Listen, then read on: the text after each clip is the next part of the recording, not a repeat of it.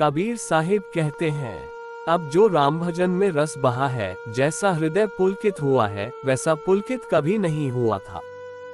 धन में, पद में, प्रतिष्ठा में वह बात गई, वो बात व्यर्थ हो गई, अनुभव से व्यर्थ हो गई। ध्यान और धन को समझ लो। धन यानी बाहर की दौड़, ध्यान यानी अंतर यात्रा, धन यानी बहिर यात्रा। धन यानी मेरे पास और हो जाए, और हो जाए, और हो जाए परिग्रह। और ध्यान यानी मैं शून्य हो जाऊं, मेरे भीतर कुछ भी नहीं न रह जाए। मैं मंदिर बन जाऊं, एक सूना मंदिर।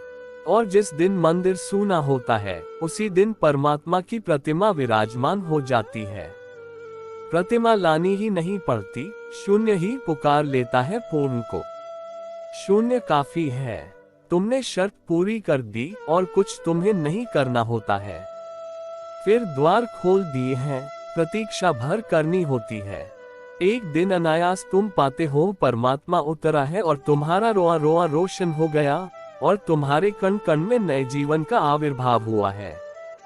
वसंत आ गया, ऐसा वसंत जो फिर कभी जाता नहीं।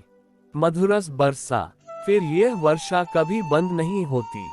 समय से तुम छलांग लगा गए और कालातीत में प्रवेश हो गया। धन यानी वस्तुएं, ध्यान यानी चेतना। धन यानी पर, ध्यान यानी स्व। धन यानी तुमसे जो अलग है, उसे तुम इकट्ठा कर सकते हो अपने चारों तरफ। तुम अपने चारों तरफ बड़ा ढेर लगा सकते हो, अंबार लगा सकते हो, मगर तुम ही रहोगे। तुम्हारा धन तुम में कोई भी फर्क नहीं लाता। कैसे लाएगा? धन बाहर है और तुम भीतर हो, दोनों का कहीं मिलन नहीं होता। रुपये पैसे को अपनी अंतरात्मा में ले जाने का कोई भी तो उपाय नहीं तो लोग ले गए होते। उन्होंने अपनी अंतरात्मा रुपये पैसे से भर ली होती, नोट ही नोट की गड्डियां लगा दी होती। भीतर नोट जाता नहीं, नोट बाहर ही पड़ा रह जाता है। बड़े से बड़ा साम्राज्य भी बाहर पड़ा रह जाता है।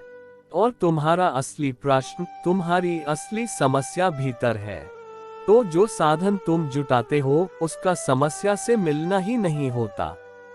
जो समाधान तुम करते हो, समस्या को काट ही नहीं सकता। ध्यान का अर्थ है, मैं पहले यह तो जान लूं, मैं कौन हूं। मैं पहले यह तो पहचान लूं कि यह क्या है जो मेरे भीतर बोलता, श्वास लेता, डोलता। यह कौन है? यह क्या है?